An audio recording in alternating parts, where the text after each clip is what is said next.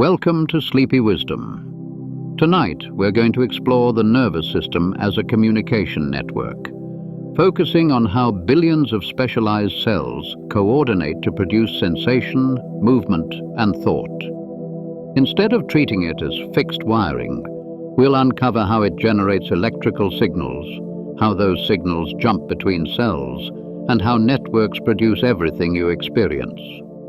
For hundreds of millions of years, nervous systems have evolved from simple nerve nets to complex brains, yet the fundamental principles remain unchanged. Electrical gradients, chemical messengers, networks that integrate information. Those same mechanisms operate within you now. By understanding how they function, you'll gain clarity on why the nervous system requires constant energy, adapts to experience, and why disrupting it carries consequences. As we move from the single neuron to the integrated system, you'll learn how signals travel at extraordinary speeds, how trillions of connections form and dissolve throughout life, and why this architecture determines everything from reflexes to reasoning. The goal is not to memorize terms, but to understand how the nervous system operates as a unified whole. Before you get too comfortable, I'd love to know, is there one thing about the nervous system you've always wanted to understand better? Write your answers in the comments together with where you're listening from. And if these explorations help you unwind, consider subscribing, as it helps others find their way here too. Now, dim those lights and settle into your blankets, and let's begin. The nervous system operates through specialized cells called neurons, and they differ from every other cell in your body in one essential respect. They are built to transmit information across distances. Where a liver cell or skin cell remains fixed in place, performing metabolic functions within a small volume, a neuron extends long processes that can stretch from your spinal cord to your toes, carrying signals that coordinate action, sensation, and thought. The neuron is not merely a cell that happens to conduct electricity. Its entire architecture, from membrane to organelles, has been shaped by the demands of rapid, reliable communication across space and time. Your nervous system contains approximately 86 billion neurons, a number difficult to comprehend in human terms. If you attempted to count them at 1 per second, without pause for sleep or sustenance, the task would require nearly 3,000 years. These cells constitute the functional units of every process you consider conscious or unconscious, every sensation of temperature or pressure, every voluntary movement, every memory formed and retrieved, every regulation of heart rate or digestion. They do not operate in isolation, but form networks of staggering complexity, each neuron connecting to thousands of others through specialized junctions we shall examine in detail presently. Each neuron comprises 3 fundamental regions: the cell body, the dendrites, the axon. The cell body, or soma, contains the nucleus and the metabolic machinery that sustains the cell's existence, synthesizing proteins and managing energy production much as other cells do. But from this central structure extend the dendrites, branching processes that receive incoming signals from other neurons, their surface studded with thousands of receptive sites. Dendrites form elaborate trees, their geometry determined by the specific role the neuron fulfills within its network. In the opposite direction extends the axon, a single long fiber that carries outgoing signals away from the cell body toward distant targets, sometimes across remarkable distances, terminating in branches that will influence other neurons, muscle fibers, or glands. The dimensions of neurons vary more than those of perhaps any other cell type in the body. Some neurons in the brain measure barely 20 micrometers across, their axons extending only millimeters to reach nearby neighbors. Others, the motor neurons that control muscles in your feet for instance, possess axons exceeding 1 meter in length, a single continuous cellular process stretching from lumbar spinal cord to toe. This represents a length-to-diameter ratio greater than that of any cable engineered by human hands. The sciatic nerve, the longest in the human body, contains axons that can reach 1.2 meters, yet remain functional, transmitting signals without degradation across this extraordinary span. Neurons do not operate in isolation, however.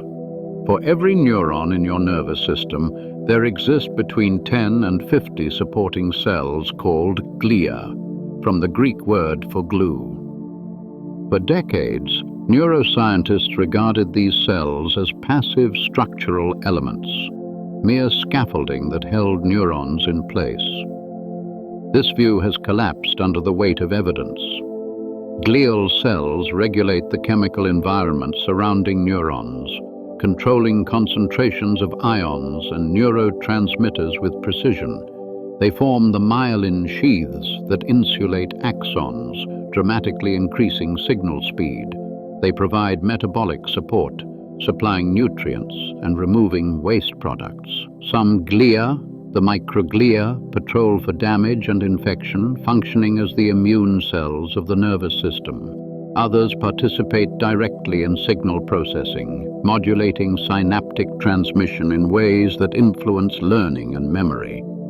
The nervous system is a partnership, and neurons represent only part of its cellular constituency. What distinguishes neurons from nearly all other cells in your body is their inability to divide after maturation. Skin cells regenerate continuously, replacing themselves every few weeks. Cells lining the gut renew every 5 days. Red blood cells turn over every 4 months. But neurons, with rare exceptions in specific brain regions we shall encounter later, remain post-mitotic, incapable of undergoing cell division once development concludes. This fact carries profound implications. It means that the vast majority of neurons you possess were generated before birth or in early childhood, and those same cells must sustain function across your entire lifespan. It explains why damage to the central nervous system, the brain and spinal cord, often produces permanent deficits. When a neuron dies from trauma or disease, it cannot be replaced through division of neighboring cells. The network reorganizes around the loss, recruiting alternative pathways where possible, but the original cell is irretrievably gone. This constraint has shaped the evolution of elaborate protective mechanisms: the skull encasing the brain, the vertebral column surrounding the spinal cord, multiple layers of connective tissue, and a blood-brain barrier that restricts which molecules can reach neural tissue. Your neurons are, in a very real sense, irreplaceable. And yet these irreplaceable cells, if protected from disease and injury, can function for as long as you live. Neurons lack the telomere shortening that limits the lifespan of dividing cells. They maintain their metabolic machinery, their ion gradients, their capacity to generate and transmit signals across decades. The neuron that commanded your first steps as an infant remains present in your motor cortex now, its connections altered by experience, but its fundamental identity preserved. Some neurons in the cerebral cortex have persisted since early childhood, accumulating modifications that encode your learning, your habits, the skills you have developed through repetition. They are, in one sense, among the oldest cells in your body, survivors that have adapted continuously to maintain function in a changing internal environment. This longevity comes at a metabolic cost.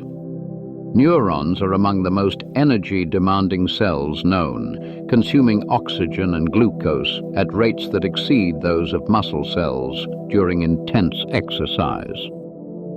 The human brain, despite representing only 2% of body mass, utilizes approximately 20% of the body's total oxygen consumption and a similar proportion of its glucose.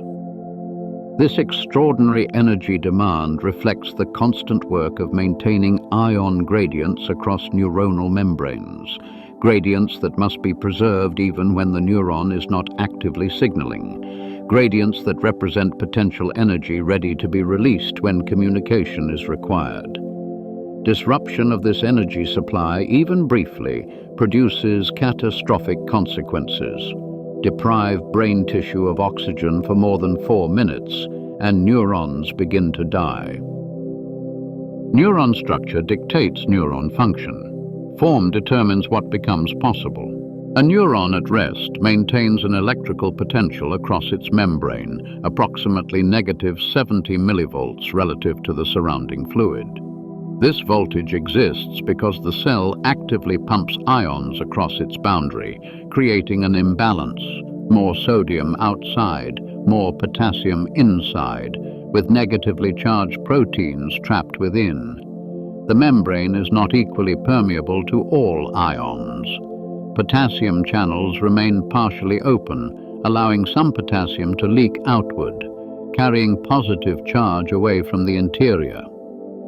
Sodium channels, by contrast, stay closed at rest, preventing sodium from flooding inward despite its strong electrochemical gradient.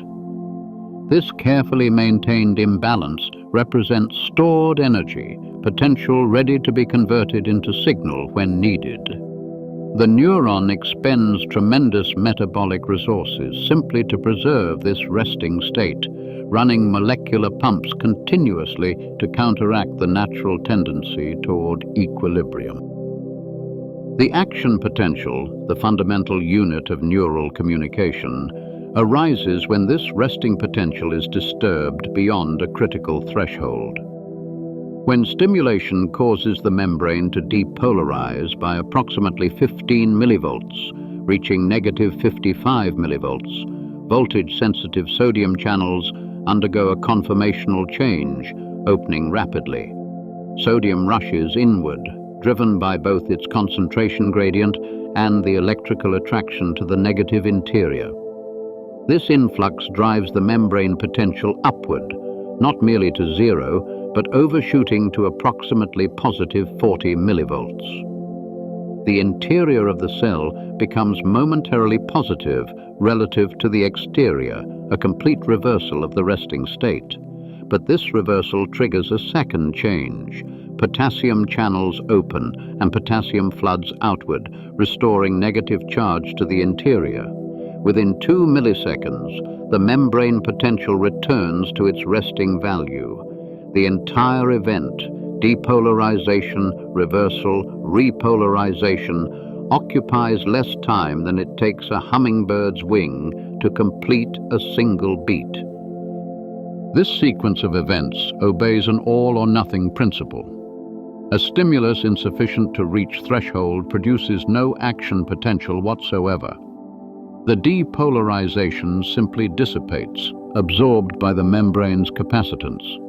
A stimulus exceeding threshold produces a full action potential, identical in amplitude and duration to any other action potential in that same neuron. There exists no such thing as a strong or weak action potential. The amplitude remains constant. What varies is frequency. A neuron can fire once, or it can fire hundreds of times per second, but each individual spike maintains the same electrical signature. Information is encoded not in the size of spikes, but in their timing and pattern, intensity of sensation, force of muscle contraction, salience of stimulus. All these are represented by how often action potentials occur, not how large they become. The action potential does not remain confined to its point of origin, but propagates along the axon. Once initiated at one location, the local depolarization spreads to adjacent regions of membrane, bringing them to threshold and triggering the same sequence of channel openings. The wave of depolarization travels away from the cell body toward the axon terminals, moving continuously along the membrane. In unmyelinated axons, this propagation occurs at speeds between 0.5 meter and 2 meters per second. For signals that must travel distances measured in meters, such conduction would be intolerably slow. A reflex response from foot to spinal cord would require seconds rather than the fraction of a second actually observed. Evolution solved this problem through myelination. Myelin consists of tightly wrapped layers of membrane formed by glial cells that spiral around the axon, creating an insulating sheath.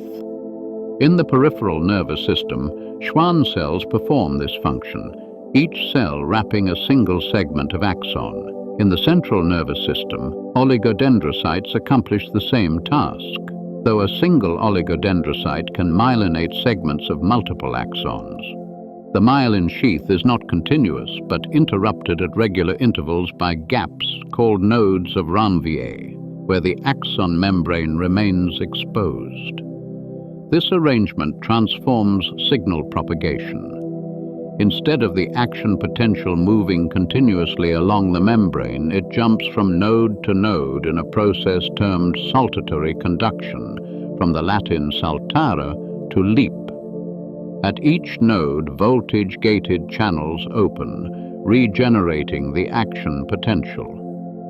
Between nodes, the signal travels passively through the low-resistance interior of the axon, effectively leaping across the insulated segments. This mechanism increases conduction speed dramatically. Myelinated axons conduct action potentials at speeds up to 120 meters per second, more than 60 times faster than unmyelinated fibers of comparable diameter. The difference between continuous and saltatory conduction represents the difference between a leisurely walk and the speed of a Formula One racing car. The importance of myelin becomes apparent in its absence. Multiple sclerosis, a disease in which the immune system attacks myelin sheaths in the central nervous system, produces progressive neurological deficits, not because neurons die, but because their signals no longer propagate efficiently. Vision blurs because action potentials from the retina arrive at the brain degraded or delayed. Muscles weaken because motor commands reach them incompletely. Coordination falters because timing becomes unreliable. The neurons themselves may remain intact, but without proper insulation, communication fails. The system depends not merely on the presence of neurons, but on the speed and reliability with which they can transmit information. After generating an action potential, a neuron enters a refractory period during which it cannot produce another spike, or can do so only with difficulty. The absolute refractory period, lasting approximately 1 millisecond, represents a time when no stimulus, regardless of strength, can trigger a new action potential. Sodium channels have entered an inactivated state from which they must recover before they can open again. This period is followed by a relative refractory period, lasting several milliseconds, during which a stronger than normal stimulus is required to reach threshold. The neuron can fire again, but only if stimulation exceeds the usual requirements. This refractory period serves multiple functions. It ensures that action potentials travel in one direction along the axon, preventing backward propagation. It limits the maximum firing rate of neurons, imposing an upper bound of approximately 1,000 spikes per second. It creates temporal separation between signals, allowing individual spikes to remain distinguishable rather than merging into continuous depolarization. The encoding of information through spike frequency rather than spike amplitude represents an elegant solution to the problem of maintaining signal fidelity across long distances. Electrical signals degrade as they travel through conductive media. Amplitude decreases. Waveforms distort. A signal encoded by amplitude would arrive at its destination diminished and unrecognizable, but frequency remains robust. A neuron firing at 100 spikes per second at the beginning of its axon will deliver 100 spikes per second at the terminal, each regenerated to full amplitude at nodes of Ranvier. The digital nature of the action potential, all or nothing, regenerated at intervals, allows information to traverse the nervous system without loss, maintaining precision across distances that would defeat analog signals. Your neurons use a principle discovered independently by engineers in the 20th century. Digital transmission preserves information better than analog across imperfect channels. Neurons vary in their intrinsic firing properties. Some neurons fire tonically, producing regular trains of action potentials as long as stimulation persists. Others fire phasically, generating only a brief burst at the onset of stimulation before falling silent even if the stimulus continues. Some neurons generate rhythmic oscillations spontaneously without external input, serving as pacemakers that drive cyclical processes like breathing or sleep-wake transitions. These diverse firing patterns arise from differences in the types and distributions of ion channels within neuronal membranes. A neuron in the heart pacemaker contains different channel varieties than a neuron in the visual cortex, and these molecular differences produce distinct electrical behaviors that suit each neuron to its specific role within the nervous system. What emerges from this elaborate machinery is a system of extraordinary efficiency. Neurons transmit information at speeds approaching that of the fastest sports cars, using energy sparingly by restricting active signaling to brief, discrete events. They encode complex information, intensity, duration, pattern, through the timing of identical spikes. They maintain signal fidelity across distances that span the length of the body, and they accomplish all this using molecular components, proteins embedded in lipid membranes, ions moving through channels that assemble themselves according to genetic instructions. The action potential is not a human invention, but a biological innovation refined over hundreds of millions of years, a solution to the problem of rapid communication that predates the first nervous systems and remains fundamentally unchanged in organisms from jellyfish to humans. The action potential, having propagated the length of the axon, reaches the terminal. Here, a profound transformation occurs. The electrical signal converts into a chemical one. For neurons do not touch one another. Between the axon terminal of one neuron and the dendrite or cell body of the next lies a gap, the synaptic cleft, measuring approximately 20 nanometers across. This distance, though microscopically small, represents an absolute barrier to electrical current. The signal cannot jump across. Instead, it must be translated into molecular form, transmitted across the gap by diffusion, and then reconverted into an electrical signal in the receiving neuron. This elaborate mechanism, the chemical synapse, is where the nervous system's true computational power resides. When the action potential invades the axon terminal, it opens voltage-gated calcium channels. Calcium floods into the terminal, and this calcium influx triggers a cascade of molecular events.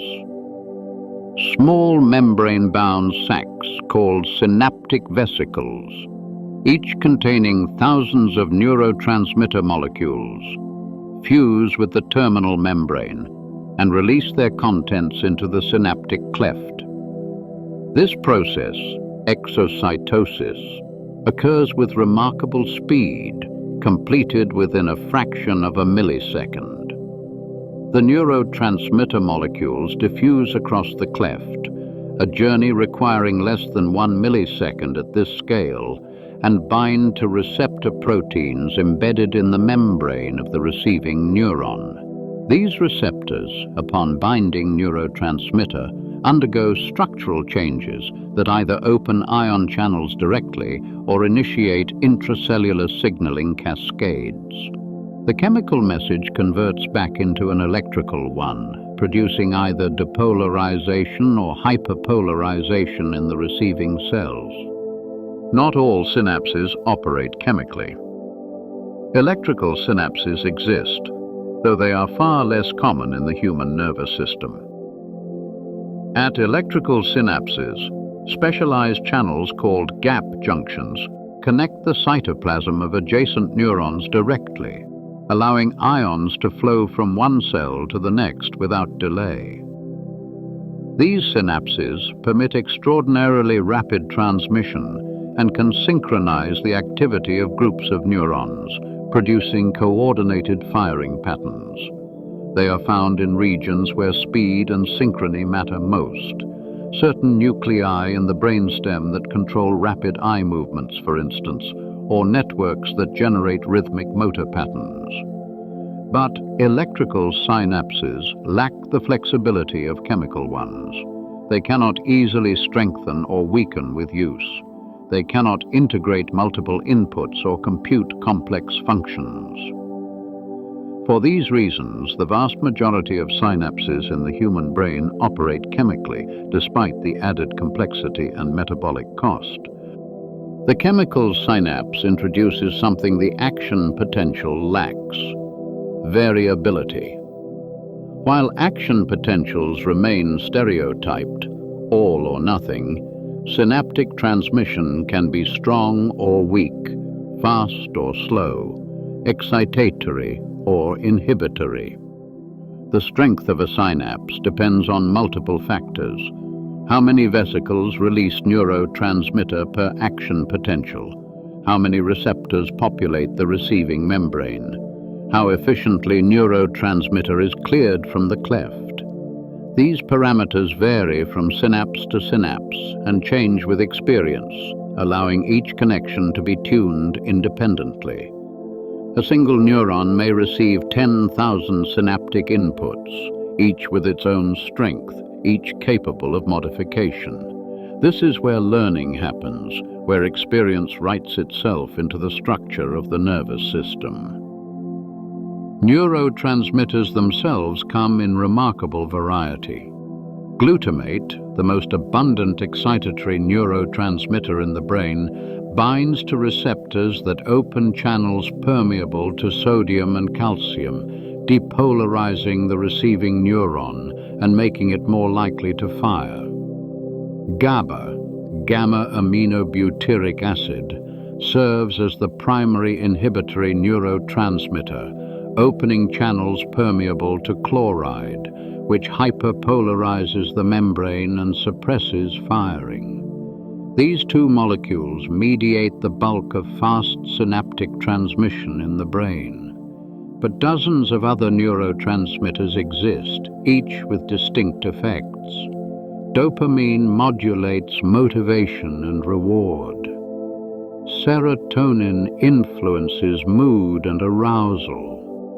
Norepinephrine heightens alertness and attention. Acetylcholine enables muscle contraction and participates in memory formation. Each neurotransmitter binds to multiple receptor types, and each receptor type produces different effects depending on its location and molecular structure. The same neurotransmitter can excite one neuron and inhibit another, depending on which receptor it encounters. This apparent paradox, that a single molecule can have opposite effects, reflects a deeper principle. Neurotransmitters do not carry instructions. They carry information, and it is the receiving neuron that interprets this information according to the receptors it possesses. Acetylcholine, for instance, excites skeletal muscle through one receptor type, but slows the heart through another. The molecule remains identical. The context determines the outcome. This arrangement grants the nervous system extraordinary flexibility, allowing it to repurpose the same chemical signals for different functions in different circuits, without requiring an ever-expanding library of neurotransmitter molecules. The receiving neuron integrates thousands of synaptic inputs continuously. Some synapses depolarize the membrane, pushing it toward threshold. Others hyperpolarize it, pushing it away from threshold. These influences sum spatially. Inputs arriving at different locations on the dendritic tree combine their effects, and temporally, inputs arriving within milliseconds of one another add together before the voltage dissipates. A single excitatory input rarely suffices to trigger an action potential. Threshold requires the convergence of multiple inputs, arriving nearly simultaneously, their depolarization summing to produce sufficient voltage change. This summation represents computation. The neuron functions as an integrator, weighing evidence from thousands of sources, firing only when the combined input exceeds a critical level. It performs, in essence, a many-input decision: fire or remain silent, based on the pattern of incoming signals. Once neurotransmitter has acted, it must be removed from the synaptic cleft. Prolonged presence would cause continuous activation of receptors, destroying the temporal precision of neural signaling. Several mechanisms accomplish this clearance. Some neurotransmitters are enzymatically degraded within the cleft. Acetylcholine, for instance, is broken down by the enzyme acetylcholinesterase, which resides in the cleft and cleaves the molecule within microseconds of its release. Other neurotransmitters are removed by reuptake. Specialized transporter proteins in the presynaptic terminal membrane capture neurotransmitter molecules from the cleft and return them to the cell for reuse. Serotonin, dopamine, and norepinephrine are all cleared primarily by reuptake. Disruption of these clearance mechanisms has profound consequences. Many psychiatric medications, selective serotonin reuptake inhibitors among them, function by blocking reuptake, allowing neurotransmitter to remain in the cleft longer, amplifying the signal.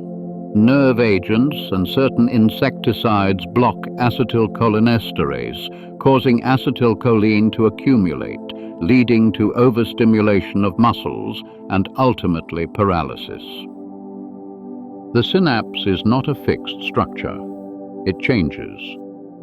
The number of vesicles released per action potential can increase or decrease. Receptor number can be adjusted upward or downward. New receptors can be inserted into the membrane, or existing ones removed. The physical structure of the synapse, the size of the contact zone, the density of molecular machinery can grow or shrink. These changes occur on timescales ranging from milliseconds to days. Short-term plasticity alters synaptic strength transiently, lasting seconds to minutes. Long-term plasticity produces changes that persist for hours, days, or a lifetime. And it is this capacity for modification, this ability of synapses to strengthen or weaken based on the patterns of activity flowing through them, that underlies learning and memory. The nervous system is not hardwired. It is a network whose connections reconfigure themselves continuously in response to experience. What distinguishes the chemical synapse from the action potential is its role as a site of modulation and control. The action potential is democratic. Once initiated, it propagates without variation. But the synapse is the gate where signals can be amplified, diminished, or blocked entirely. It is where the nervous system decides which signals matter and which can be ignored. It is where experience modifies structure, where learning occurs, where the past shapes the present. Your nervous system contains approximately 100 trillion synapses, each a potential site of modification, each capable of independent adjustment.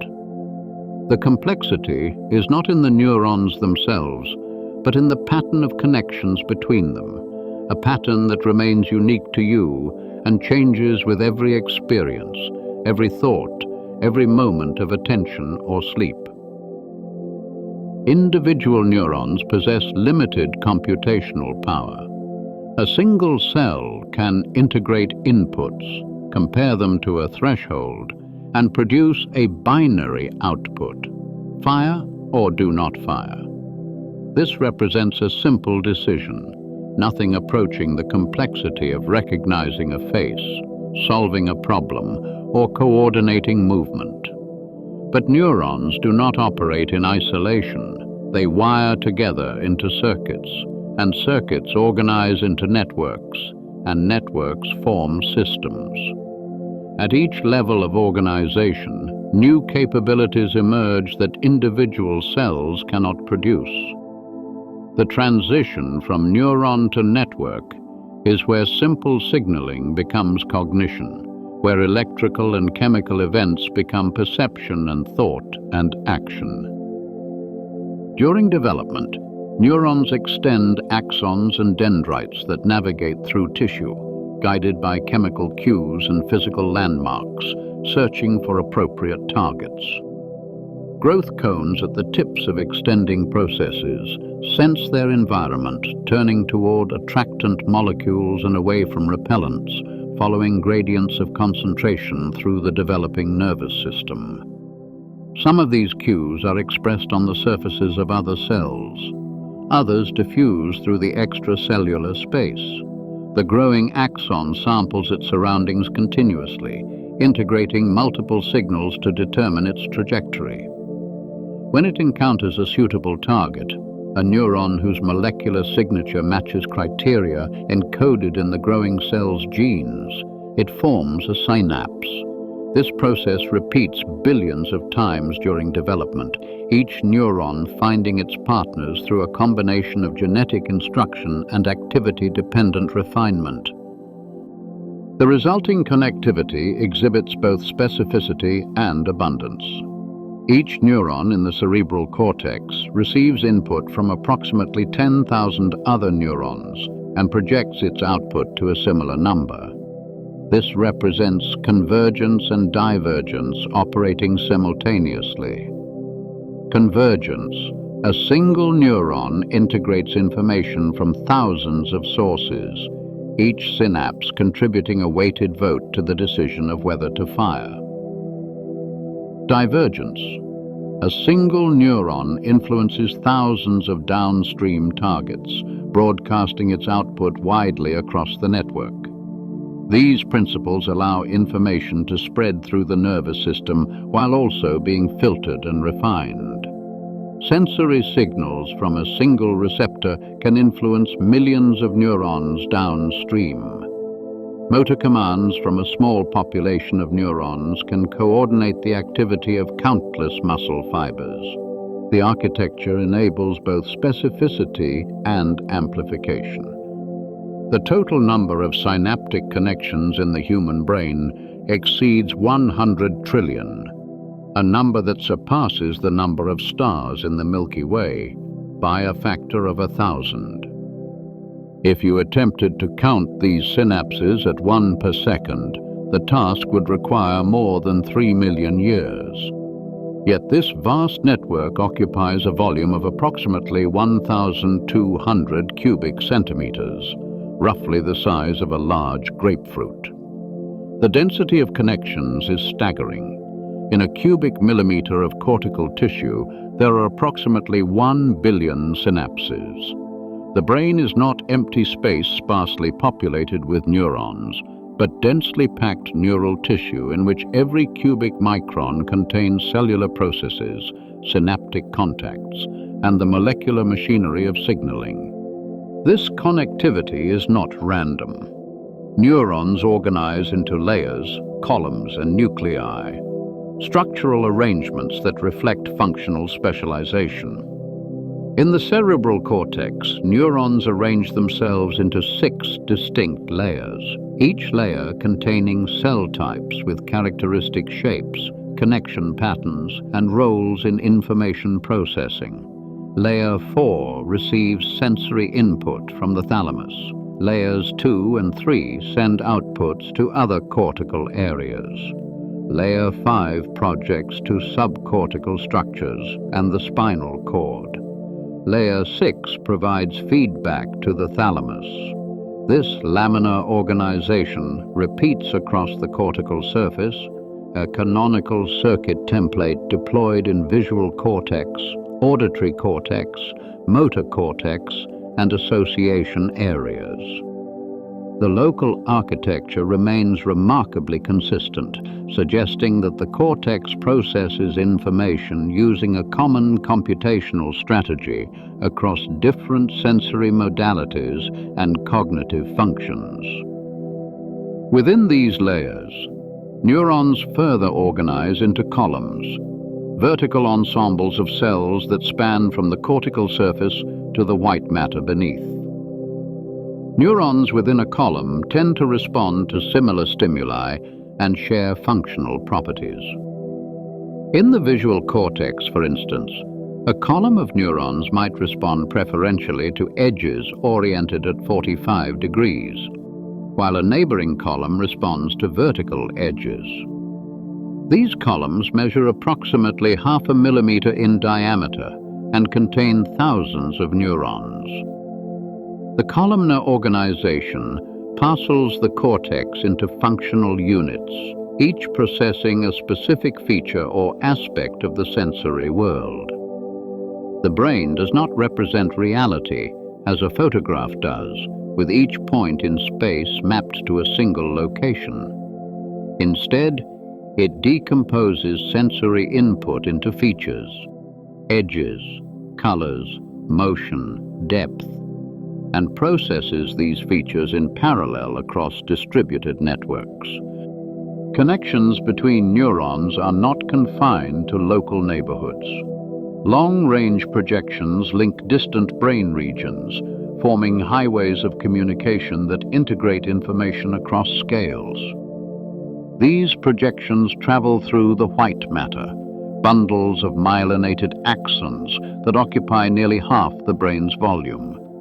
The corpus callosum, the largest white matter tract in the human brain, contains approximately 200 million axons connecting the left and right cerebral hemispheres. Other major tracts connect frontal to parietal regions, cortex to thalamus, cortex to brainstem. These long-range connections ensure that information does not remain isolated in local circuits, but flows throughout the nervous system, allowing distant regions to coordinate their activity and share their computations. Neural circuits process information through transformation. Sensory signals do not simply pass through the nervous system unchanged, but are refined, filtered, and recombined at each synaptic relay. In the visual system, for example, photoreceptors in the retina respond to light intensity at specific points in space. These signals converge onto retinal ganglion cells, which do not simply sum their inputs, but compute differences, detecting edges and boundaries. Ganglion cell outputs project to the thalamus, where they are further refined before reaching the visual cortex. In the cortex, Neurons respond not to points of light, but to oriented edges, to motion in specific directions, to complex shapes. Each stage of processing extracts increasingly abstract features from the raw sensory input, transforming photons into perception. The nervous system does not merely react to inputs, but generates activity spontaneously. Even in the absence of sensory stimulation, neurons fire, networks oscillate, and patterns of activity sweep across the cortex. These spontaneous dynamics are not noise, but structured patterns that reflect the underlying connectivity of the network. During development, spontaneous activity helps to refine synaptic connections before sensory experience becomes available. In the adult brain, spontaneous activity during rest and sleep consolidates memories, integrates information, and maintains the functional organization of neural circuits. The nervous system is never truly idle. It generates predictions, simulates possible futures, replays past events, and continuously updates its internal models of the world. One of the most striking features of neural networks is oscillation. Rhythmic patterns of activity in which populations of neurons fire synchronously at specific frequencies. Oscillations occur across a wide range of frequencies, from slow delta waves during deep sleep, less than 4 cycles per second, to rapid gamma oscillations during focused attention, 30 to 100 cycles per second. These rhythms arise from the interplay between excitation and inhibition within neural circuits. Excitatory neurons activate inhibitory neurons, which suppress the excitatory population, which then rebounds to activate the inhibitory neurons again, producing a cycle that repeats at a frequency determined by the time constants of the synaptic connections. Oscillations may serve to coordinate activity across distant brain regions, to gate information flow, to bind together neurons that represent different features of the same object. A face, for instance, involves neurons that process shape, color, and spatial location. These neurons, distributed across visual cortex, might synchronize their firing at gamma frequencies, binding their individual contributions into a unified perception. What emerges from this intricate architecture is a system capable of producing properties that individual neurons cannot. A single neuron does not remember, but a network of neurons with modifiable synapses can store information for a lifetime. A single neuron does not perceive, but a hierarchy of neurons transforming sensory signals across multiple stages produces coherent representations of the world. A single neuron does not decide, but populations of neurons integrating evidence over time can accumulate information until a decision threshold is reached.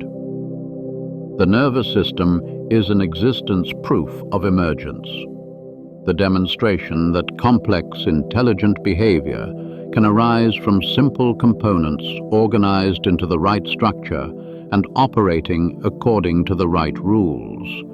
You are not the action potential. You are not the synapse. You are the pattern of activity flowing through 100 trillion connections, a pattern unique to you and continuously changing with every experience. The nervous system divides itself into 2 fundamental compartments based on anatomy and protection. The central nervous system comprises the brain and spinal cord, neural tissue encased in bone, surrounded by membranes, bathed in specialized fluid.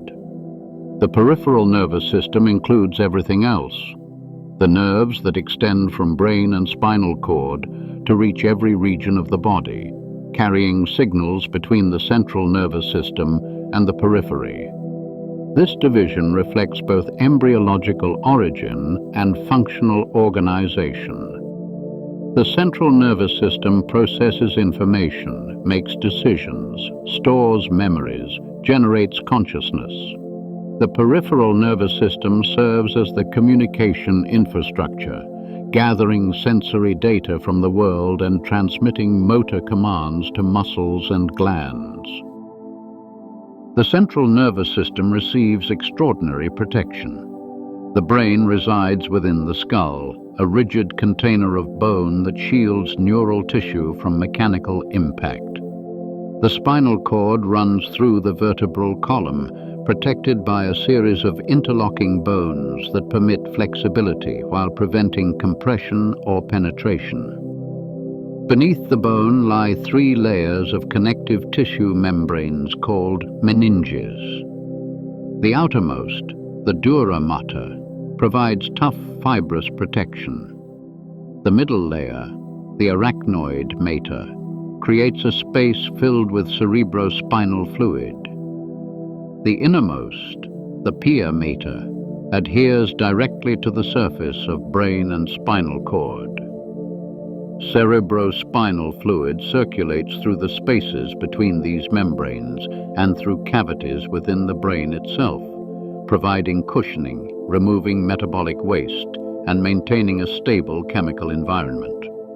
A blow to the head that would destroy unprotected tissue is absorbed by this elaborate system of barriers and shock absorbers. The blood-brain barrier imposes a further level of protection. This one chemical rather than mechanical. In most of the body, capillaries are leaky. Substances dissolved in blood can pass relatively freely into surrounding tissue. In the brain, capillary walls are sealed by tight junctions between endothelial cells, creating a barrier that restricts which molecules can enter neural tissue. Oxygen and glucose pass through readily, as do certain other small molecules. But most drugs, toxins, and large molecules cannot cross without specific transport mechanisms. This barrier protects the brain from fluctuations in blood chemistry that would disrupt neural signaling. It also poses challenges for medical treatment, as many therapeutic compounds cannot reach their targets within the central nervous system. The barrier exists because the brain cannot tolerate the chemical variability that other organs manage without difficulty. Neurons require precise ion concentrations, stable pH, and freedom from immune system components that would attack synapses as foreign invaders. The spinal cord, though simpler in structure than the brain, serves essential functions. It contains neural circuits that control reflexes, coordinate basic movements, and relay information between brain and body. In cross-section, the spinal cord reveals a butterfly-shaped region of gray matter surrounded by white matter. The gray matter contains neuron cell bodies, dendrites, and synapses, the processing centers. The white matter consists of myelinated axons running longitudinally, carrying information up toward the brain or down toward the periphery. The spinal cord is segmented, with 31 pairs of spinal nerves emerging at regular intervals along its length. Each segment receives sensory input from and sends motor output to a specific region of the body. Damage to the spinal cord at a particular level produces deficits in all body regions, controlled by segments below that point, because ascending and descending pathways are severed. The brain itself possesses 12 pairs of cranial nerves that emerge directly from the brainstem rather than from the spinal cord. These nerves serve the head and neck, carrying sensory information from eyes, ears, nose, tongue, and face, and delivering motor commands to muscles that control facial expression, eye movement, chewing, swallowing, and speech. The vagus nerve, the 10th cranial nerve, extends far beyond the head, innervating the heart, lungs, digestive tract, and other thoracic and abdominal organs. It represents the major pathway through which the brain monitors and regulates internal physiology. The cranial nerves reflect the specialized sensory organs concentrated in the head and the complex motor control required for communication and feeding. Peripheral nerves consist of bundled axons, thousands or tens of thousands of individual fibers enclosed within connective tissue sheaths. The sciatic nerve, the longest and thickest nerve in the human body, contains axons that run from the lumbar spine to the foot, a distance exceeding 1 meter in tall individuals. Other nerves are far shorter, extending only centimeters from spinal cord to nearby muscles. Each peripheral nerve contains a mixture of fiber types. Sensory fibers carry information from receptors toward the central nervous system. These are termed afferent pathways, from the Latin afferre, to bring toward. Motor fibers carry commands from the central nervous system to muscles and glands. These are efferent pathways, from efferre, to bring away from. Some nerves contain only sensory fibers, some only motor, but most contain both, functioning as two-way communication channels. Outside the central nervous system, neuron cell bodies cluster into structures called ganglia. Sensory ganglia, located alongside the spinal cord, house the cell bodies of sensory neurons, whose axons extend both peripherally to receptors and centrally into the spinal cord. Autonomic ganglia, which we shall examine more closely presently, contain the cell bodies of neurons that innervate smooth muscle, cardiac muscle, and glands. These ganglia serve as relay stations where synaptic transmission occurs outside the central nervous system, allowing for local processing and modulation of signals before they reach the brain or spinal cord. The central nervous system possesses limited capacity for regeneration after injury. Neurons in the brain and spinal cord, if severed, typically do not regrow their axons to re-establish lost connections. Multiple factors contribute to this failure.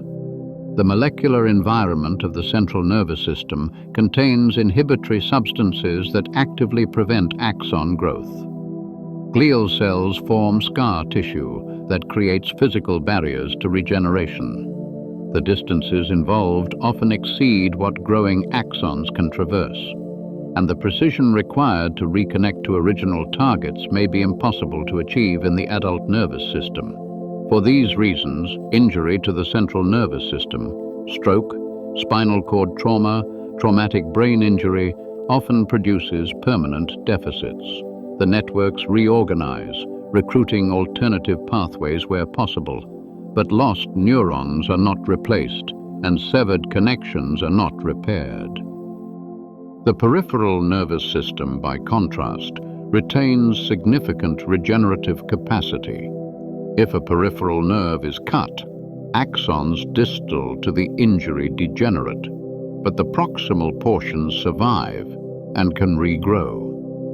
Supporting cells in peripheral nerves form regeneration tubes that guide sprouting axons toward their original targets. Growth proceeds at approximately 1 millimeter per day. Complete functional recovery depends on whether axons reach appropriate targets and whether those targets have not degenerated during the period of denervation.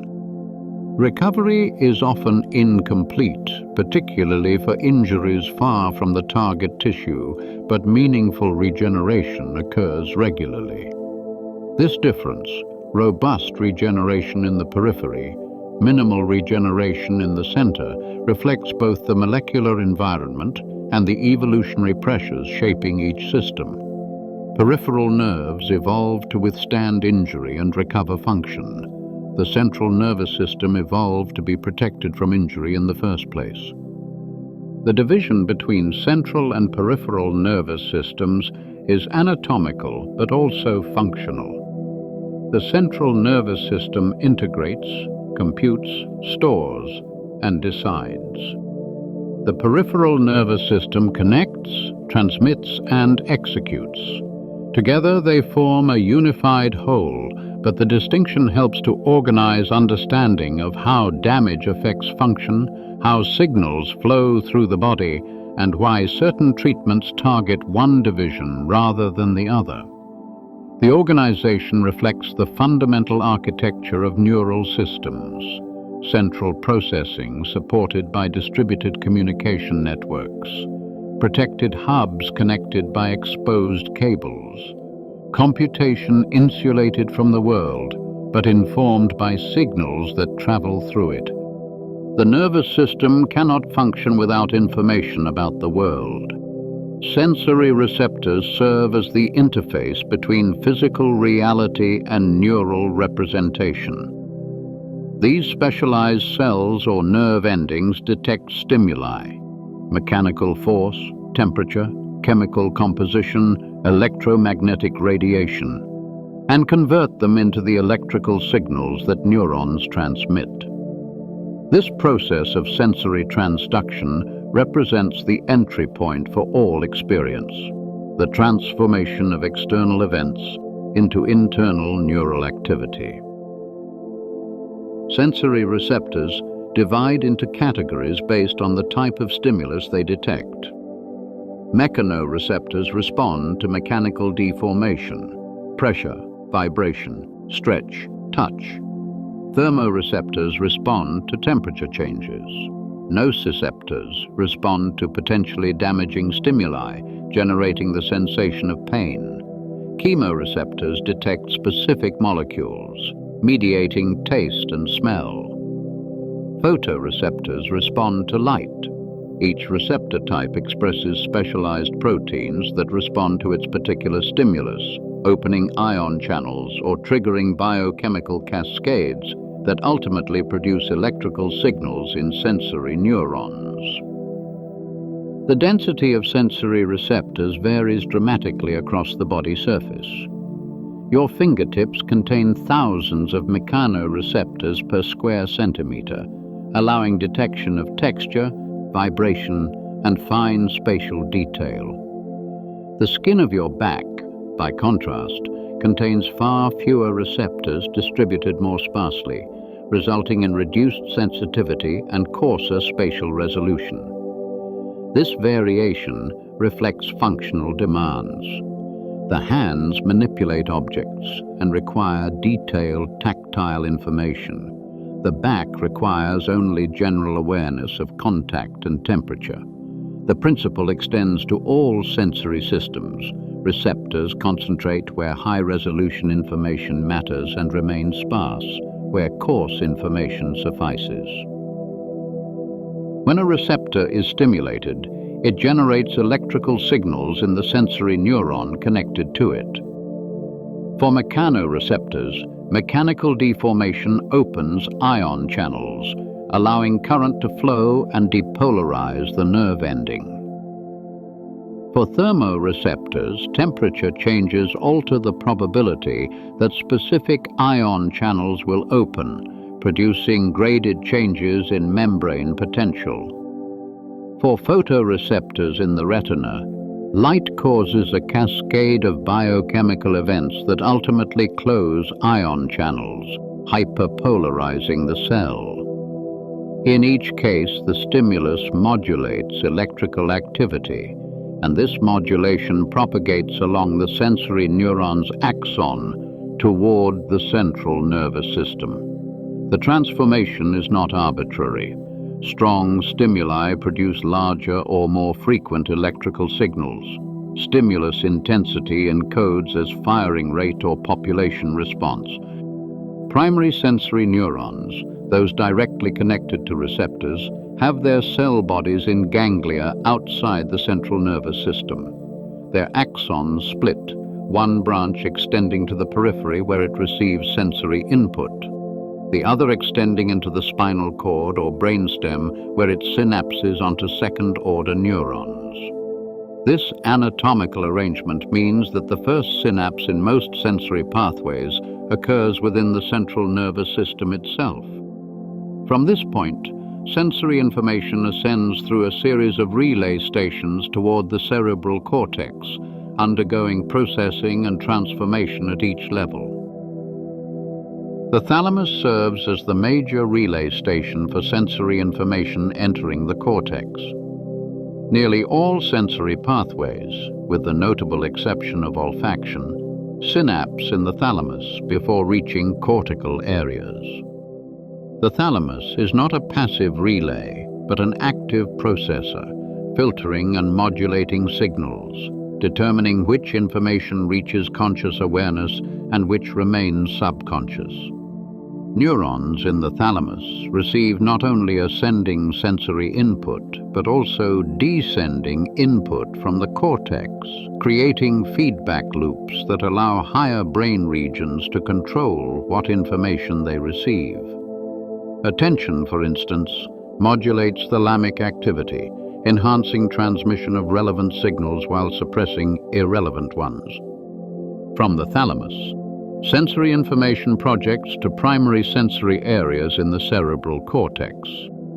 Each sensory modality has its own dedicated cortical territory. The primary somatosensory cortex, located in the parietal lobe, receives touch, temperature, and pain information from the body surface and internal tissues. The primary visual cortex, located in the occipital lobe at the back of the brain, receives visual information from the eyes. The primary auditory cortex, located in the temporal lobe, processes sound. These primary areas maintain topographic organization. Neighboring regions of the body surface are represented by neighboring regions of cortex, neighboring regions of visual space by neighboring visual cortex neurons, neighboring sound frequencies by neighboring auditory cortex neurons. This topographic mapping preserves spatial relationships from receptors to cortex. In the somatosensory cortex, the body is mapped in a systematic but distorted fashion. The homunculus, the map of the body on the cortical surface, devotes enormous territory to lips, tongue, and fingers, regions rich in sensory receptors requiring fine discrimination. The trunk and legs, by contrast, occupy relatively small cortical areas despite their large physical size. The map reflects not the physical dimensions of body parts, but their functional importance and receptor density. This cortical magnification ensures that regions requiring high-resolution sensory processing receive proportional computational resources. Pain represents a unique sensory modality because it is not simply transmitted but constructed. Nociceptors detect tissue damage or potentially damaging stimuli, sending signals toward the spinal cord.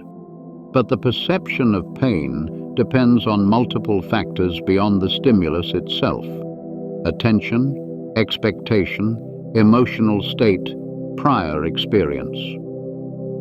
The gate control theory of pain, proposed in the 1960s, suggested that neural circuits in the spinal cord can modulate pain signals before they reach the brain, either amplifying or suppressing transmission depending on concurrent inputs. Touching an injury, for instance, can reduce pain by activating mechanoreceptors whose signals inhibit nociceptive transmission. This explains why rubbing a bruise provides relief. More recent research has revealed that descending pathways from the brain can also modulate pain, enhancing or diminishing it through cognitive and emotional influences. Placebo analgesia, the reduction of pain by inert treatments, operates through these descending pathways, demonstrating that pain perception is as much about what the brain expects as what the receptors signal. Sensory systems exhibit adaptation, a reduction in response to constant stimulation. When you first put on clothing in the morning, mechanoreceptors signal the pressure and texture of fabric against your skin. Within minutes, you cease to notice the sensation.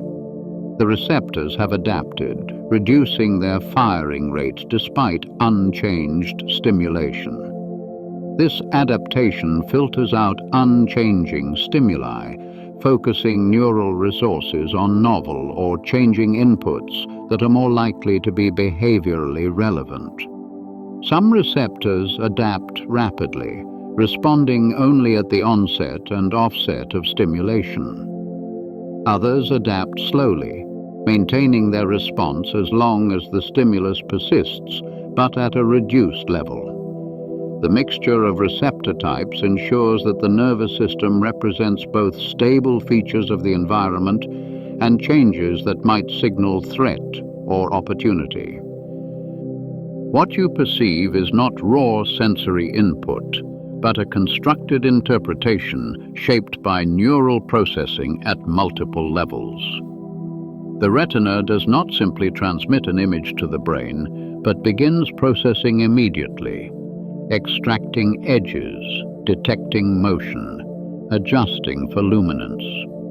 The cochlea in the ear decomposes sound into frequency components before signals reach the auditory nerve.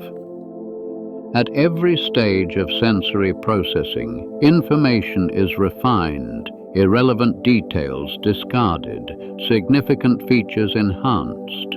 By the time sensory signals reach the cortex, they have been transformed from raw physical stimuli into neural representations optimized for perception and action. You do not experience the world directly. You experience a model constructed by your nervous system from fragmentary and ambiguous sensory data. A model shaped as much by expectation and prior knowledge as by current input. Sensory pathways carry information inward, but the nervous system exists ultimately to produce action. Motor control represents the transformation of intention into movement, of neural activity into muscle contraction, of abstract plans into coordinated behavior. This transformation occurs through hierarchical systems that begin with high-level planning in the cerebral cortex and terminate with muscle fibers contracting in precise temporal sequences. At each level, neural circuits refine commands, adjust for context, and incorporate sensory feedback to ensure that movement matches intention. The motor cortex, located in the frontal lobe just anterior to the central sulcus, contains neurons whose activity precedes and predicts voluntary movement. These neurons do not simply trigger muscle contractions, but encode movement parameters: direction, force, velocity. Populations of motor cortex neurons represent movements in a distributed fashion, with individual neurons contributing to multiple movements, and each movement requiring the coordinated activity of many neurons. Electrical stimulation of motor cortex produces movements, and damage to motor cortex impairs voluntary control. But the relationship between cortical activity and movement is not simple command transmission. Motor cortex participates in movement planning, sequencing, and adaptation, not merely execution. Motor neurons divide into two categories based on their location and targets. Upper motor neurons reside in the cerebral cortex and brainstem, sending their axons down toward the spinal cord. Lower motor neurons reside in the spinal cord and brainstem, sending their axons out through peripheral nerves to innervate muscles directly. Upper motor neurons influence lower motor neurons through synaptic connections, but it is the lower motor neurons that actually command muscle contraction. Damage to upper motor neurons produces weakness and altered muscle tone, but some movement may persist through alternative pathways.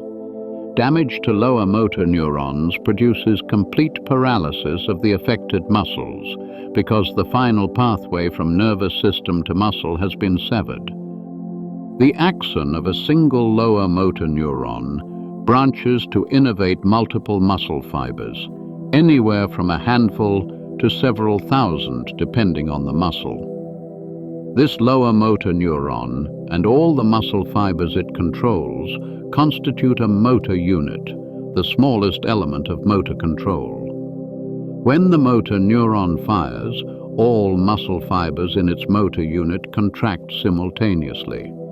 Fine motor control, the movements of fingers manipulating small objects, the adjustments of eye muscles tracking targets, requires small motor units, each neuron controlling only a few muscle fibers. Gross motor control, the contractions of thigh muscles during walking or running, employs large motor units, each neuron controlling hundreds or thousands of fibers. The size of motor unit scales with the precision required. Descending motor pathways carry commands from brain to spinal cord. The corticospinal tract, the primary pathway for voluntary movement, originates in motor cortex and related areas, descends through the brainstem, and crosses to the opposite side of the body before entering the spinal cord. This crossing explains why damage to the left motor cortex produces weakness on the right side of the body, and vice versa. Other descending pathways, originating in brainstem nuclei, control posture, balance, and automatic adjustments of body position. These pathways modulate the activity of spinal motor circuits, enabling them to produce movements appropriate to behavioral context. The spinal cord contains circuits capable of producing movements without input from the brain. Spinal reflexes operate through local connections between sensory neurons, interneurons, and motor neurons. The simplest reflex, the stretch reflex, involves only two neurons, a sensory neuron that detects muscle stretch and a motor neuron that commands the same muscle to contract. When a muscle is stretched suddenly, as when a physician taps your patella tendon with a reflex hammer, sensory neurons fire, synapse directly onto motor neurons, and the muscle contracts almost instantaneously. This reflex operates faster than any voluntary response because signals never reach the brain. The entire circuit resides in the spinal cord.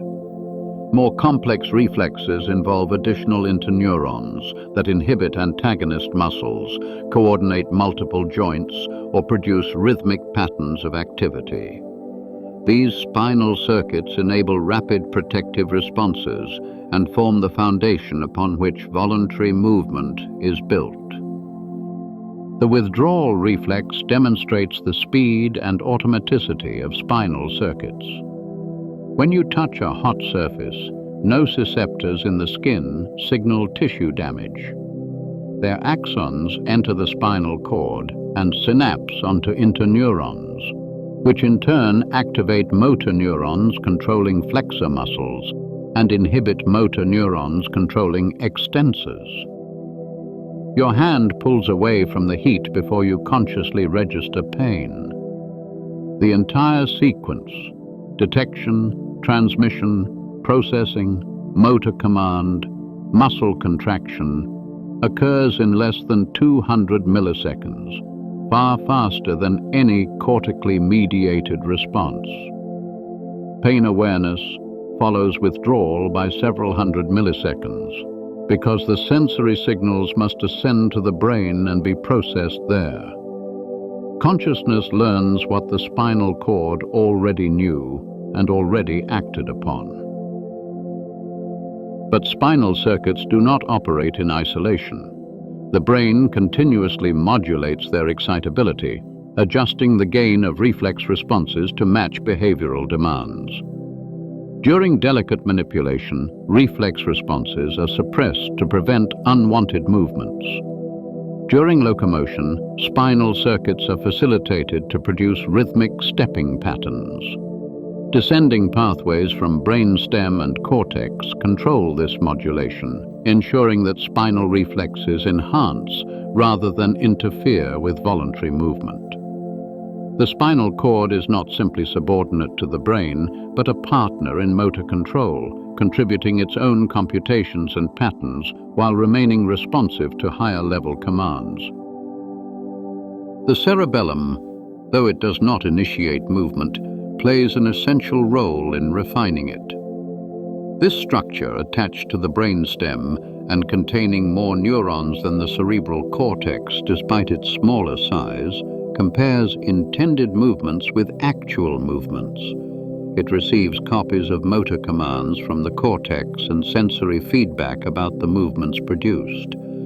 When discrepancies exist between intention and execution, cerebellar circuits compute corrections and transmit them to motor areas of the cortex and brainstem. The cerebellum enables motor learning, the process through which repeated practice improves movement accuracy and efficiency. Damage to the cerebellum does not produce paralysis, but impairs coordination, timing, and the smoothness of movement. Reaching for an object becomes jerky and inaccurate. Speech becomes slurred. Balance deteriorates. The ability to learn new motor skills is lost. The basal ganglia, a collection of nuclei deep within the cerebral hemispheres, participate in movement initiation and selection. These structures receive input from widespread cortical areas and project back to cortex through the thalamus, forming loops that modulate motor planning. The basal ganglia appear to gate movements, facilitating desired actions while suppressing competing alternatives. Dysfunction of the basal ganglia produces characteristic movement disorders. In Parkinson's disease, degeneration of dopamine-producing neurons causes difficulty initiating movement, reduced movement amplitude, and tremor at rest. In Huntington's disease, degeneration of other basal ganglia neurons produces involuntary movements and loss of motor control. These diseases reveal that normal movement requires not only the ability to command muscles, but the ability to select which movements to make and when to make them. Motor control depends critically on sensory feedback. Proprioceptors in muscles, tendons, and joints signal the position and movement of body parts, providing information about what the body is actually doing as opposed to what the brain commanded it to do. This feedback allows for rapid corrections during movement execution. If you reach for a cup and it is slightly farther away than estimated, proprioceptive feedback detects the error and adjustments occur automatically before conscious awareness registers the discrepancy. Vision provides additional feedback, particularly for movements directed toward external targets. The integration of multiple sensory modalities with motor commands creates closed-loop control systems that maintain accuracy despite noise, variability, and unexpected perturbations. Your nervous system does not simply issue commands and hope for compliance, but monitors outcomes continuously and adjusts in real time. Movement represents only a fraction of what the nervous system controls. Beneath voluntary action lies a domain of unconscious regulation. The autonomic nervous system that governs heart rate, blood pressure, digestion, respiratory rhythm, pupil diameter, and countless other physiological functions. This system operates largely outside conscious awareness, adjusting internal conditions continuously to maintain homeostasis in the face of changing demands and environmental conditions. The autonomic nervous system divides into two major branches that exert opposing effects on target organs. The sympathetic division, active during stress and exertion, increases heart rate, dilates airways, redirects blood flow to muscles, and suppresses digestion. The parasympathetic division, dominant during rest and recovery, slows heart rate, constricts airways, promotes digestion, and conserves energy.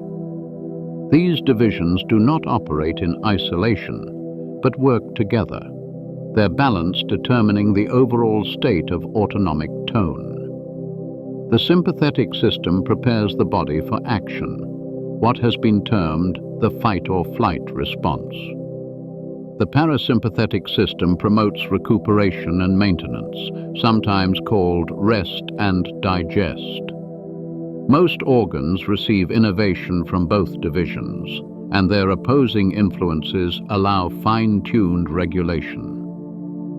Sympathetic pathways originate in the thoracic and lumbar regions of the spinal cord. Neurons there project to ganglia, located alongside the vertebral column, where they synapse onto second neurons that extend to target organs. This two-neuron arrangement allows for signal amplification. A single preganglionic neuron can activate multiple postganglionic neurons, spreading the sympathetic response across many targets simultaneously. During a stress response, sympathetic activity increases broadly, preparing the entire body for immediate action.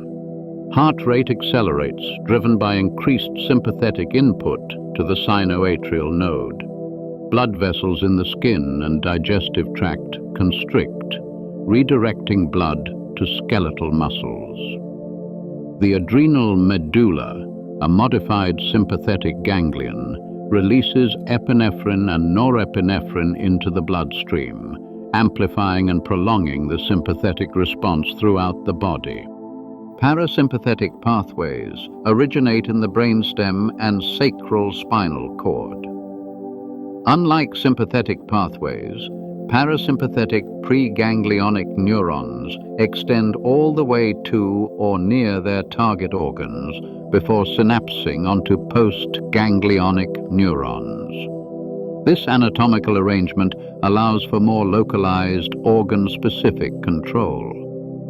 The vagus nerve, the 10th cranial nerve, carries the majority of parasympathetic output, innervating the heart, lungs, esophagus, stomach, small intestine, and portions of the colon. It represents a direct highway between brain and viscera, conveying commands that slow the heart, promote digestive secretions, and enhance nutrient absorption. Stimulation of the vagus nerve produces effects opposite to those of sympathetic activation. Heart rate decreases, bronchioles constrict, gastrointestinal motility increases.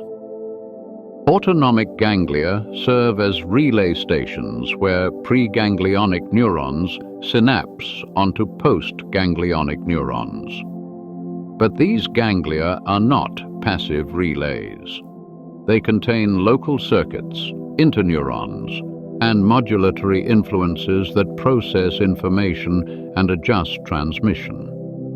Some autonomic reflexes, the baroreceptor reflex that regulates blood pressure, for instance, involve synaptic processing within ganglia, allowing for rapid local adjustments without requiring signals to travel to and from the central nervous system.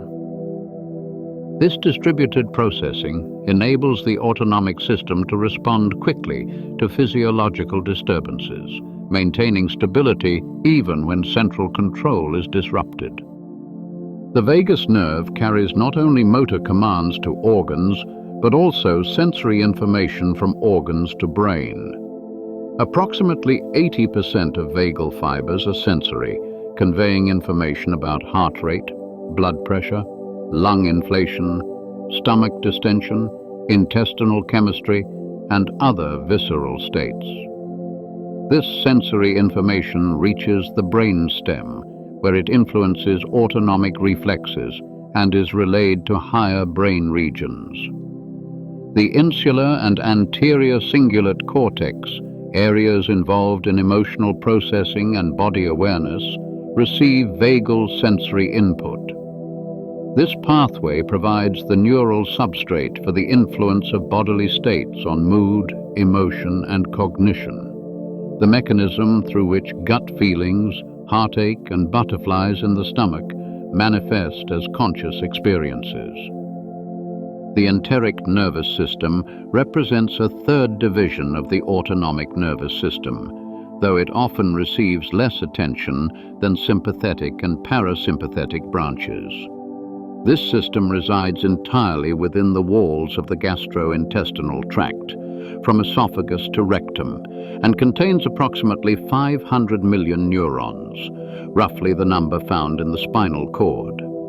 The enteric nervous system controls gut motility, secretion, and blood flow largely independently of the central nervous system. It can coordinate peristalsis, regulate digestive enzyme release, and modulate absorption without input from brain or spinal cord.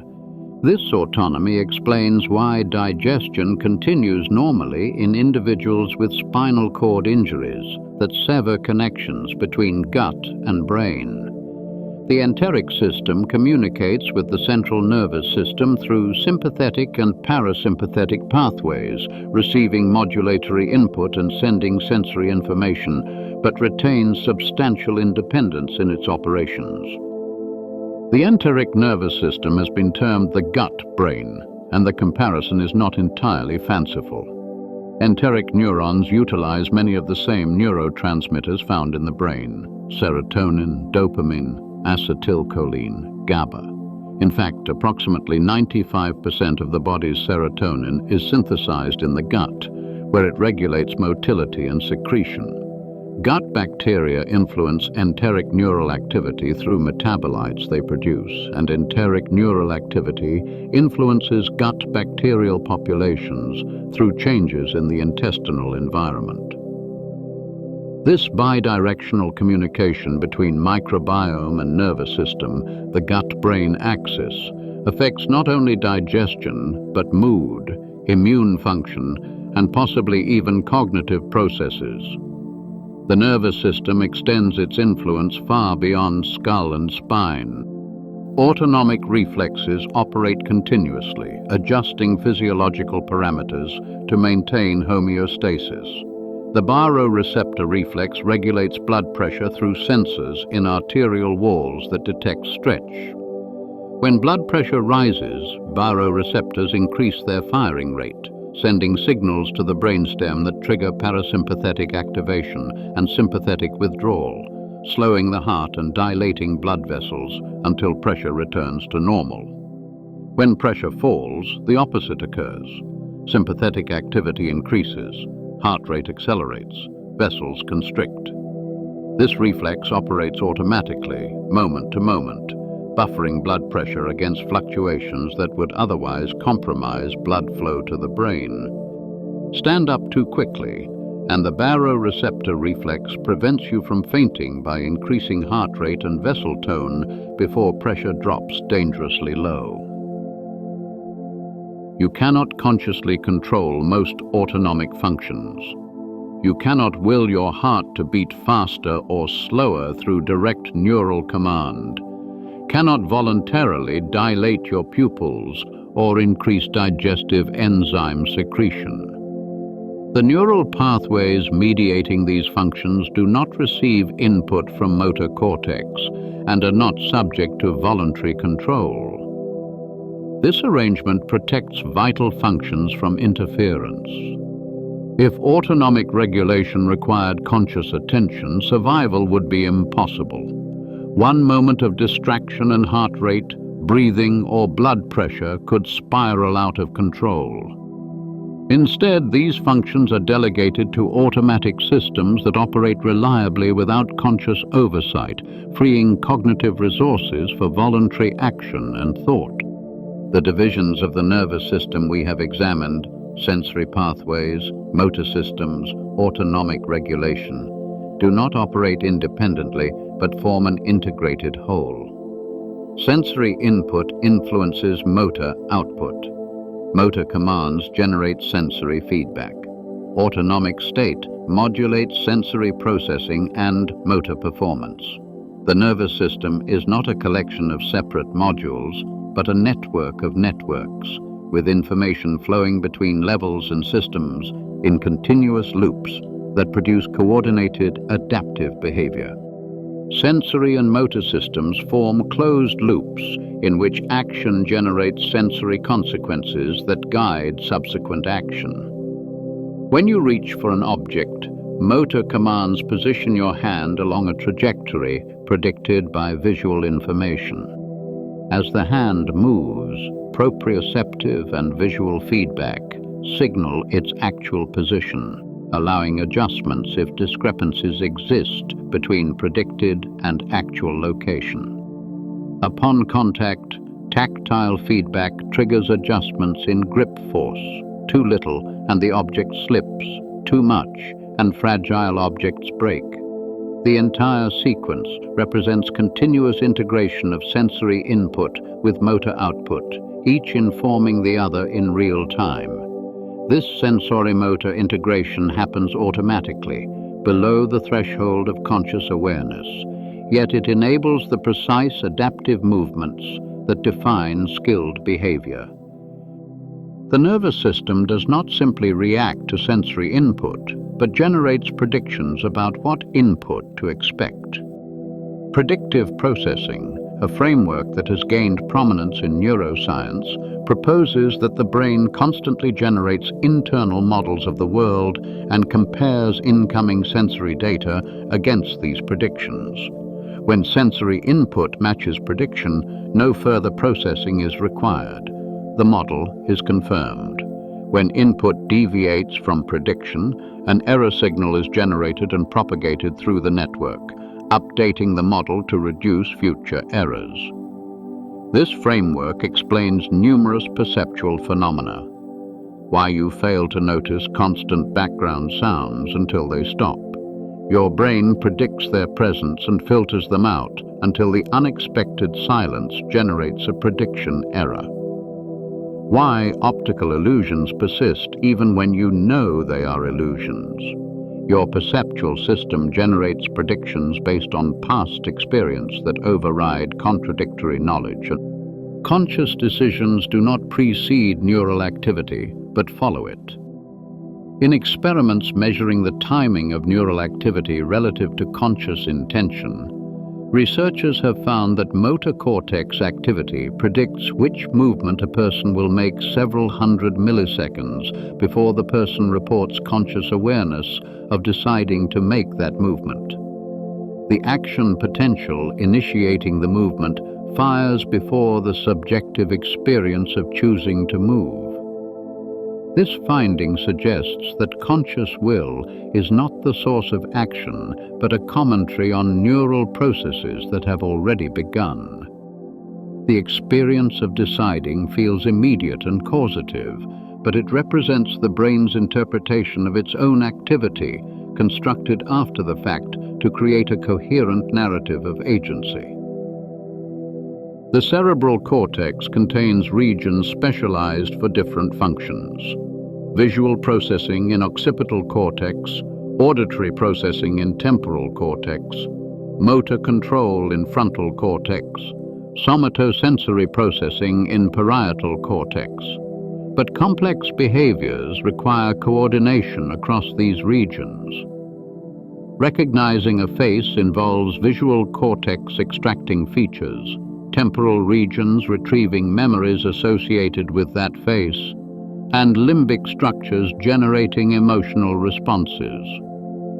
Speaking involves auditory cortex processing the sounds of language, Broca area organizing motor sequences for speech, and motor cortex commanding the muscles of tongue, lips, and larynx. No single region accomplishes these tasks alone. Function emerges from the coordinated activity of distributed networks. The limbic system, a collection of structures including the hippocampus, amygdala, and portions of the cortex, mediates emotion and motivation. The amygdala responds to emotionally salient stimuli, particularly those signaling threat or reward, and modulates memory formation, attention, and autonomic responses. A frightening stimulus activates the amygdala, which in turn activates sympathetic pathways. increases heart rate and blood pressure, enhances sensory processing, and strengthens memory encoding. This explains why emotionally charged events are remembered more vividly than neutral ones. The amygdala ensures that significant experiences leave stronger traces in memory systems. The hippocampus, critical for forming new memories, interacts with widespread cortical areas to consolidate information from short-term to long-term storage. Damage to the hippocampus prevents new memory formation while leaving old memories intact, demonstrating that memory storage is distributed across cortex, but formation requires hippocampal function. The hypothalamus, a small structure at the base of the brain, serves as the master regulator of homeostasis and autonomic function. Despite its modest size, roughly the volume of an almond, the hypothalamus controls body temperature, hunger, thirst, sleep-wake cycles, circadian rhythms, and hormonal secretion through the pituitary gland. It receives sensory input about internal states, blood glucose concentration, osmolarity, temperature, hormone levels, and adjusts physiological responses to maintain stability.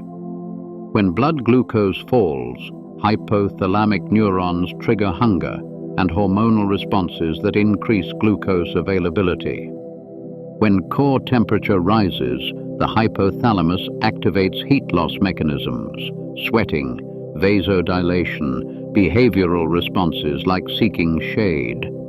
The hypothalamus represents the intersection of nervous and endocrine systems, translating neural signals into hormonal responses, and vice versa.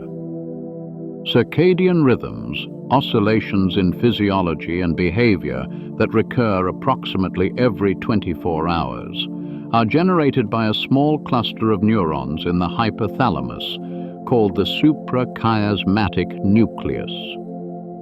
These neurons contain molecular clocks, feedback loops of gene expression that cycle with a period close to 24 hours, even in the absence of external cues. Light information from the retina resets these clocks daily, synchronizing internal rhythms with the external light-dark cycle. The suprachiasmatic nucleus broadcasts timing signals to other brain regions and to peripheral tissues throughout the body, coordinating rhythms in hormone secretion, body temperature, sleep-wake transitions, and metabolic processes. Disruption of circadian rhythms through shift work or jet lag impairs cognitive function, mood, immune response, and metabolic regulation, revealing the importance of temporal organization for health and performance. Body temperature provides an example of integrated nervous system control. Thermoreceptors in skin and internal organs signal current temperature to the hypothalamus. When core temperature deviates from the set point of approximately 37 degrees Celsius, the hypothalamus activates compensatory responses. If temperature falls, sympathetic activity increases, constricting blood vessels in the skin to reduce heat loss, and shivering begins, generating heat through muscle contraction. If temperature rises, sympathetic cholinergic pathways activate sweat glands, and blood vessels in the skin dilate, increasing heat dissipation. Behavioral responses also occur, seeking warmth when cold, seeking shade when hot. These responses involve coordination between autonomic systems, motor systems, and higher cognitive functions, all orchestrated by hypothalamic circuits. Multisensory integration allows the brain to combine information from different sensory modalities into unified perceptions. The ventriloquist effect demonstrates this integration. When visual and auditory information about a sound source conflict, the brain localizes the sound to the visual location rather than the actual auditory location. Speech perception combines auditory and visual information from lip movements, which is why understanding speech becomes more difficult when you cannot see the speaker's face. Neurons in multisensory cortical areas respond to stimuli from multiple modalities, and their responses are often enhanced when stimuli arrive from different senses simultaneously. This integration produces perceptions that are more reliable than any single sensory channel could provide, compensating for the inherent noise and ambiguity in sensory signals. The binding problem, how the brain combines distributed neural activity into unified conscious experiences, remains incompletely solved. When you perceive a red ball rolling across the floor, neurons in different cortical regions represent its color, shape, motion, and location. Yet you experience a single object, not a collection of disconnected features. Neural synchrony may provide a solution. Neurons representing different features of the same object might synchronize their firing, oscillating together at specific frequencies, and this temporal correlation tags them as components of a unified percept. But the complete mechanism remains under investigation. What is clear is that consciousness, perception, and thought emerge from the coordinated activity of billions of neurons distributed across the brain, none of them individually conscious or aware, yet their collective dynamics producing the subjective experience of being used. The nervous system is not fixed. Its connections strengthen and weaken. New synapses form and old ones disappear. Entire cortical territories can shift their function in response to experience or injury.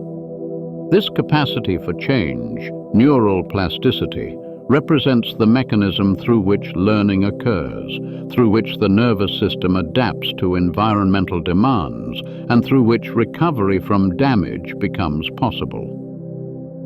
Without plasticity, you would possess only the behaviors and knowledge you were born with. With it, you can acquire skills, store memories, and become a different person neurologically than you were yesterday. Synaptic plasticity occurs when the strength of a synapse changes in response to patterns of activity. Long-term potentiation, discovered in the hippocampus in the 1970s, represents a form of synaptic strengthening that can persist for hours, days, or longer. When a presynaptic neuron repeatedly activates a postsynaptic neuron within a short time window, the synapse between them strengthens. Subsequent activation of the presynaptic neuron produces larger responses in the postsynaptic cell. The molecular mechanisms underlying this strengthening involve changes in receptor number, alterations in neurotransmitter release, and even structural modifications that enlarge the synaptic contact.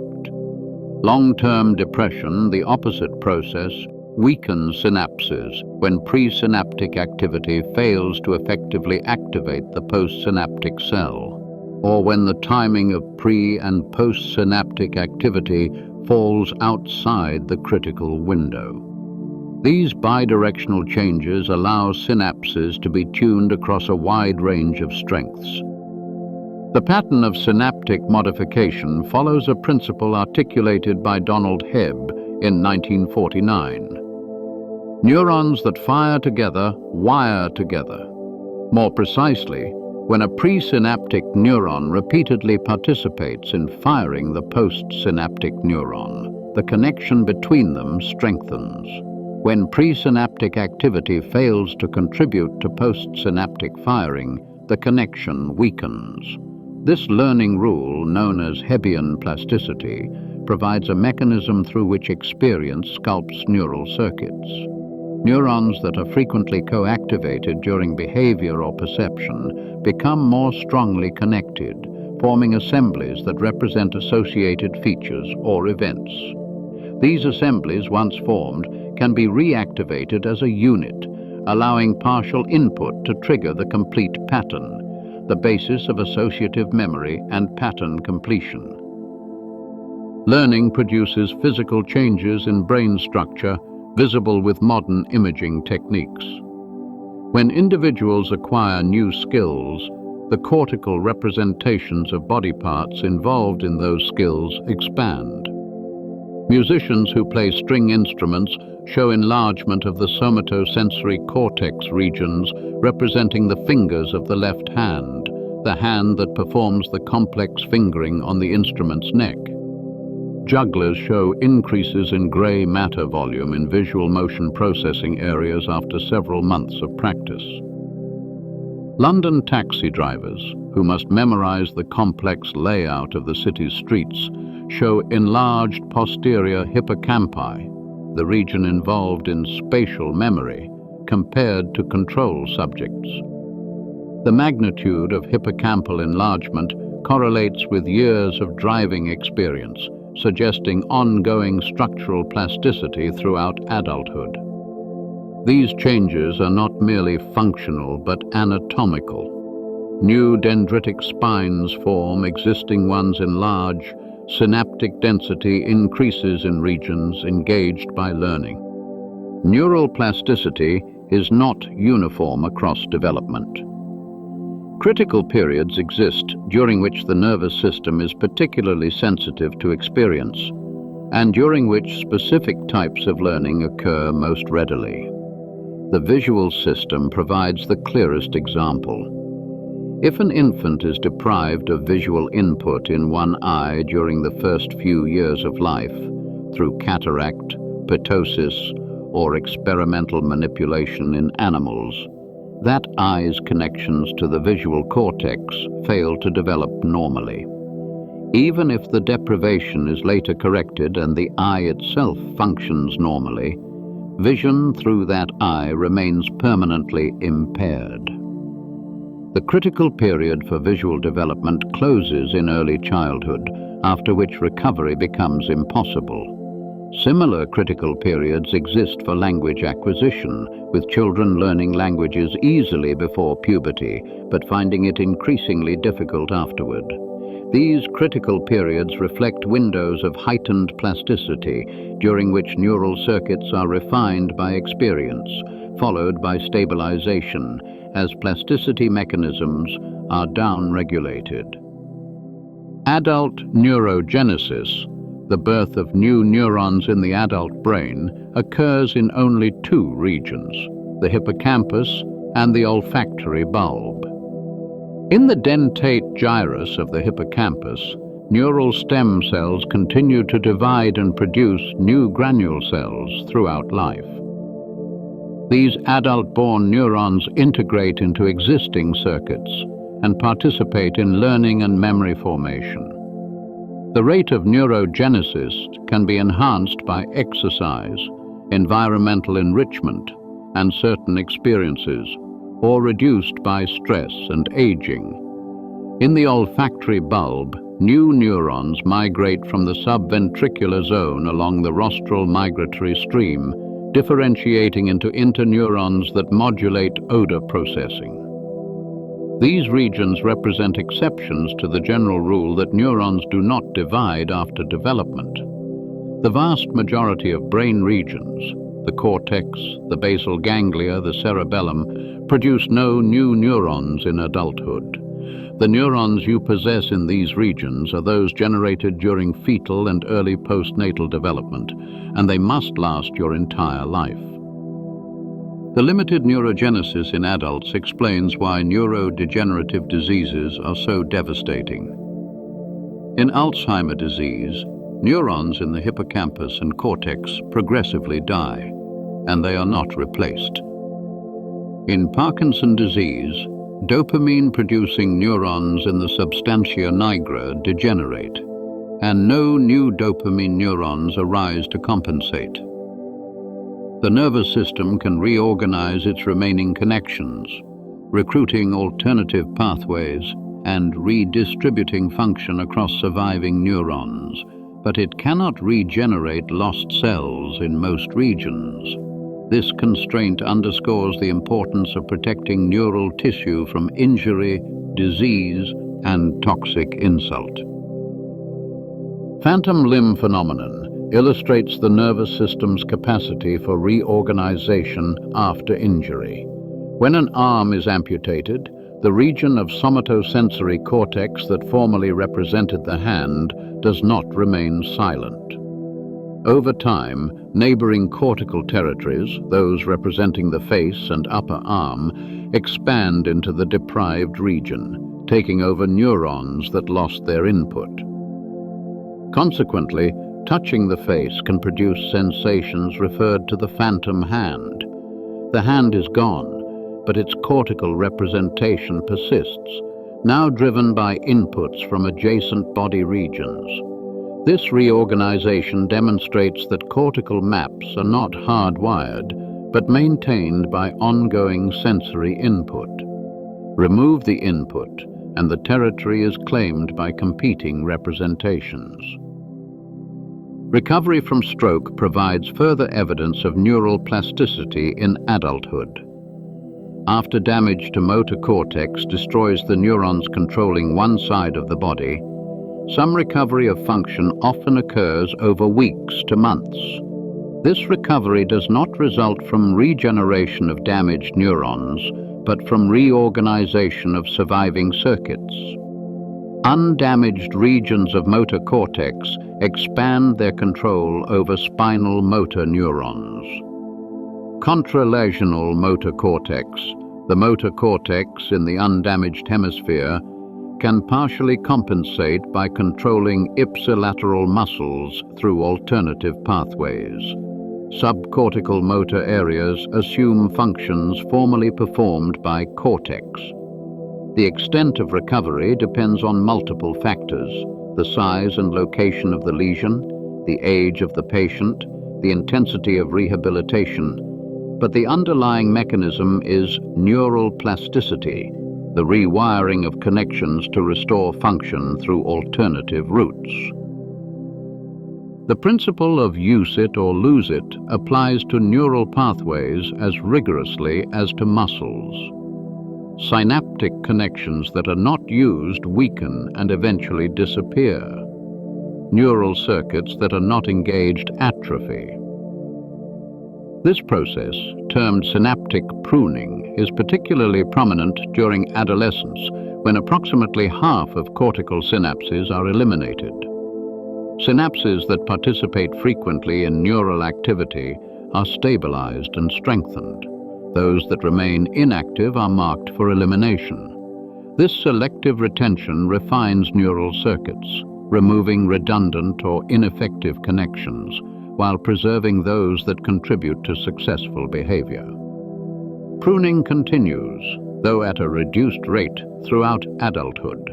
Learning a new skill strengthens specific circuits, while other unused circuits gradually weaken. The nervous system optimizes itself continuously, allocating resources to circuits that matter and withdrawing them from those that do not. Every experience modifies your nervous system. Reading this sentence has altered synaptic strengths in your brain. The pattern of neural activity it evoked has left traces. Subtle changes in receptor distribution, modifications in neurotransmitter release probability, structural adjustments to dendritic spines. These changes may be transient, fading within hours if the information is not rehearsed or consolidated. Or they may persist, strengthened by repetition or emotional salience, becoming part of the relatively permanent record of your experiences. You are neurologically different now than you were before beginning this exploration. The connections in your brain have been modified, however slightly, by the information you have processed. This is not metaphor, but physical reality. Experience writes itself into the structure of the nervous system, and that structure determines who you are, what you know, what you can do. You are your synapses, and they are always changing. As we come to an end, I hope you found something new to wonder about tonight. From 86 billion neurons maintaining electrical gradients across their membranes to action potentials racing at 120 meters per second, from synaptic gaps of 20 nanometers, where signals convert from electrical to chemical and back again to 100 trillion connections that reconfigure themselves with every experience. The nervous system is not wiring, but a network that rewrites itself, not hardware, but a dynamic architecture that changes with use. Every sensation you feel, every movement you make, every thought you think emerges from patterns of activity flowing through these connections. Now you know that your gut contains 500 million neurons communicating with your brain, that your conscious decisions lag behind the neural activity that produces them, that neurons which fire together wire together, strengthening their connections through use. This system makes you who you are, and it is never finished becoming. If one of tonight's facts surprised you, I would love to hear which one. Drop it in the comments below. Was it that conscious will follows neural activity by hundreds of milliseconds, that your gut has as many neurons as a cat's brain, or something else entirely? And if you would like another topic to fall asleep to, consider subscribing so you do not miss what is coming next. There is more waiting for you whenever you are ready. Either way, I am glad you were here. Thank you for spending this time learning and winding down together. Until next time, sleep well and good night.